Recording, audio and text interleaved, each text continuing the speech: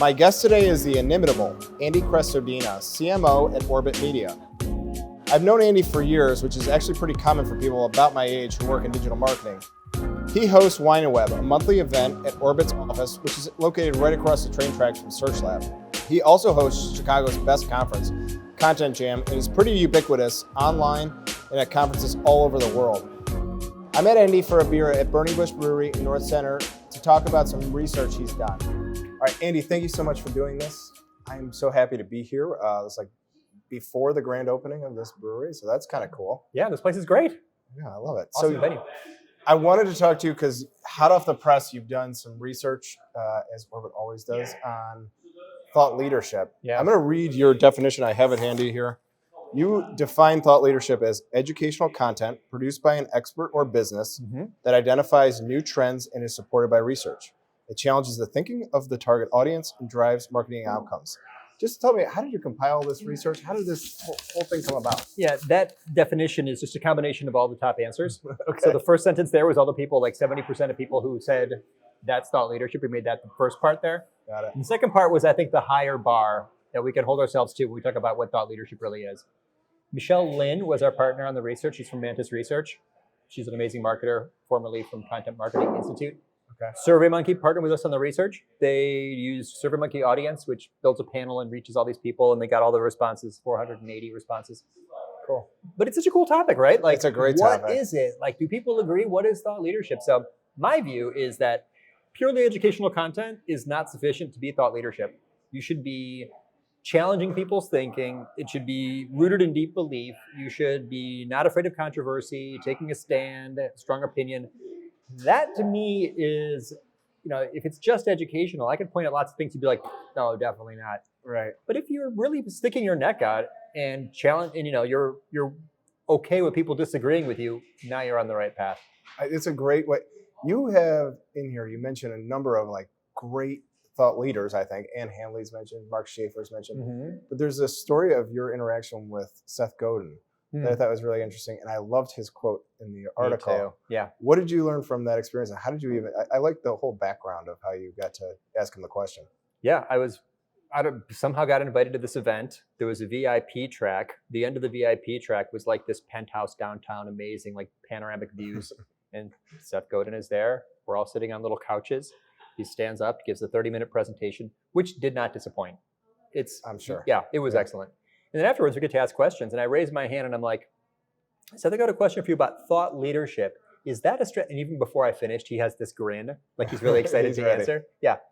And his response was basically that thought leadership always creates tension. You have to be willing to be wrong. You can be certain that people will disagree, which I love. I think that's a better standard. I think that it really should be.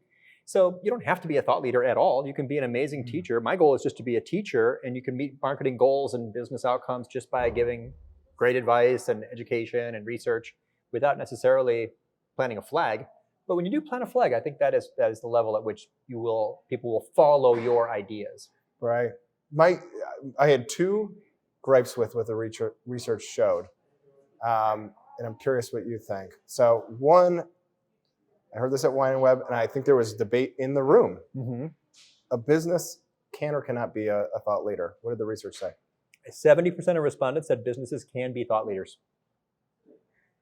No. I don't agree. I have a problem with that. I do too. It has to be, it's the wrong pronoun. It's a thought leader? No, he's a thought leader, she's a thought leader. Businesses don't think.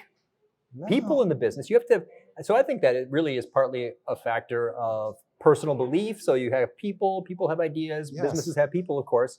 But can a brand be a thought leader? My view, I'm in the 30%, we're in the 30%. I'm going to say no, a brand cannot be a thought leader.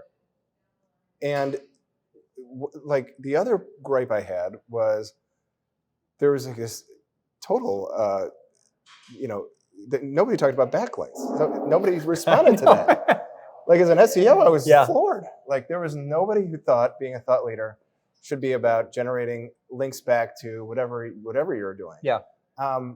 You tease a little bit that you're going to have something coming about SEO and thought leadership coming down the road, but that was my other big gripe. What did you think of that that research and tell us a little bit more about what the findings were. It basically, 56% of respondents said that media mentions is an important outcome of thought leadership, but only 26% of respondents said that backlinks are an outcome of thought leadership, which says that, do the math, 30% of respondents do not understand link reclamation. That's basically my takeaway. Right. The difference between media mention and backlink is called link reclamation, and those people just didn't get it. So you did this other study that I loved about bounce rates, which I think is the most misunderstood metric. And you have to talk to clients a lot. I have to talk to clients a lot. It's really tricky. To put this into perspective, one of the things you put out there is that the Orbit Media blog has a bounce rate of 86%, and you're not troubled by it in the least. No. Even media and blog sites have very high bounce rates. You're a content marketer. That's right. Why don't you get 86%? That's a high bounce rate. Why aren't you it's a very staying high up at bounce night? rate. I know. It's why aren't I freaking out? Yeah. How come I can sit here and enjoy a beer with you Right. when I have an 86% bounce rate on my blog? Why is that not a problem? Right. It's about, and you're an SEO, we understand this. It's about intent. It's all about intent. What is the intent of that visitor? Why did they come to that page? I think of it this way. There's a true story in the life of every visitor to every web page. If the web page is an article, their intent is likely information intent. If the web page is a sales page, their intent is probably commercial intent. A high bounce rate on a commercial intent page, a sales page, that's not a good thing, right? You miss the chance to convert them into a potential customer, drive a lead. But of course the visitors to articles, of course blog post readers have super high bounce rates. They came for that topic. The likelihood that someone sees you in social media and clicks is kind of a small miracle anyway. If they land on the page and just read the page, you should be happy enough. Yep. So no, I don't worry about it at all. The average bounce rate on websites across 500 GA accounts was 61%. The average bounce rate on websites is 61%. That's higher than I thought, I will say. But it's totally fine. The good news for us in search is that the average bounce rate for visitors from search is 55%. It's lower than the benchmark. There's two sides of search. So the other thing you mentioned in the post is you're most troubled by the bounce rate from paid. Right. Oh, that I would be freaking out about. That's a pretty high bounce rate from paid. Tell us a little bit about it. Yeah, if you bought the visitor and they bounced, that's your loss. That's the measure. That's a metric that shows how ineffective your advertising was. It was like 2/3, right? It was very just high. About. Yeah. I was shocked looking at all these accounts. People from paid search have bounce rates in the 60, 70, 80%. When you bought that visitor, let's say you paid, $10 to get someone in the door, and 2/3 of them will turn around and walk out immediately, you'd be freaking out. Yeah. But the fact that you can't see them because they're website visitors, people don't even know it. So you have this great thing at the end where you list a lot of tips for how to reduce your bounce rate. What are some actionable tips? What could people do who are listening to this? Go back and you slice and dice it. We did a good job of explaining, like, it's segmented into B2B, B2C. It's segmented a bunch of different ways. What are kind of the top tips that you can think of? Well, we'll use the definition of a bounce as a one-page visit, although there's better definitions. There's other ways to measure. There's lots of analytics settings that can change that. But if a bounce is a one-page visit and your goal is to reduce your bounce rate, you're trying to get someone to click on something to see a second page. Think about the psychology of the visitor on that page. Why did they land on that page? What might make them go deeper? Right. If the article has a kind of a cliffhanger ending and there's a next button, it'll reduce the bounce rate. Right. If the page is a sales page and you've got a call to action, that can reduce the bounce rate. If the article mentions other related things that you have and you put good internal links in, that will reduce the bounce rate. If your navigation labels are descriptive and meaningful and clear, that will reduce your bounce rate. If you look at your search terms report, what are people searching for on your website, and you figure out what else people want from you, create content for that, that'll reduce your bounce rate. A good clue, this is not in the article, but think about native advertising. Sure. Those people are experts at getting people to click. Right. If you have native ads on your website, those people who bought that native ad, their goal is to get your visitor to bounce, right? Yeah. Look closely at the science of native advertising, at the psychology of headline authoring. That is the key to reducing bounce rate from blogs. I think, stop the video and hit the back button for 45 seconds, because those were all really great tips. We started out talking about thought leadership. There's one epic fail that you found in people who are aspiring thought leaders, and it has to do with a certain social media platform. What did you find that was...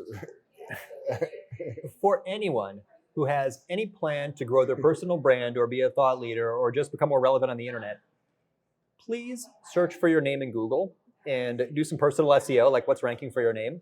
It's often your LinkedIn profile. Then please go look at your LinkedIn profile because it might suck. You might have a horrible profile picture. Your job description is really the About Us paragraph from your company. Your top skill is Microsoft Office. You have no recommendations or endorsements. So I think that people just need to polish that to perfection. I don't care where you are in your career. You can make that sparkle. And you need to do that before you really think about, growing a personal brand or, having people follow your ideas. I think the part I liked about the thought leadership piece the most was you searched on LinkedIn for how many people use thought leadership in their post, and you were sanguine about it. You were happy. Like there was this many people who wanted to do that. That was a really optimistic part of this whole thing. I think I have a more rigorous definition of thought leadership than some of the respondents, but I am a believer in human potential and excited about anybody who wants to grow their impact in the world. Yeah. I think that's great. Ooh, are there a million people who thought they were a thought leader? A million people have thought leadership in their LinkedIn headlines. Cool. Let's be leaders. I love anyone who wants to be a leader in life. That's awesome. Yeah. But yeah, the process for getting there, I think people are missing some of those very early steps. All right, great. Well, I want to give some advice to anybody who's like a young SEO or digital marketer. I'd say this all the time, but even when I was getting started, I tried to go to Wine and Web all the time. Later, I found out about the Long Room event, which happens once monthly at the bar down the street from both SearchLab and Orbit. I encourage everybody to get their boss to pay for them to go to Content Jam. Oh, yeah. And if you do those things, you're well on your way. You're way ahead of what I was doing when I was in my 20s and probably drinking in the afternoon and doing all kinds of other things. So some things don't change. By the way, yeah. What other advice can you give to kind of young, up-and-coming digital marketers? I think that the biggest skill gap between what hiring managers want and candidates have is analytics.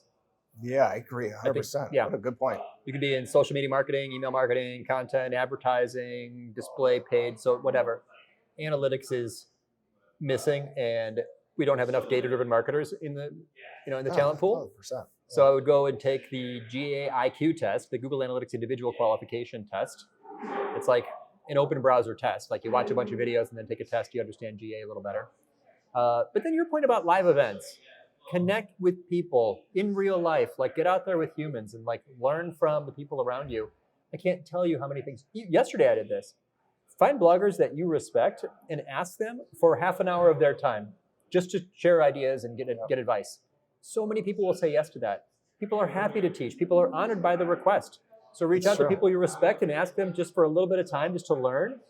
And it's great for your network. It's great for your knowledge. You're going to learn people's stories. Connect with people. I agree 100%. So thanks again for doing this. It means the world to me. Thanks you to Burning Bush Brewery. What a great space they have here. And come drink their beers. They're really great. Delicious. Cheers, Andy. Let's do this again soon. Cheers, Mark. Thank you.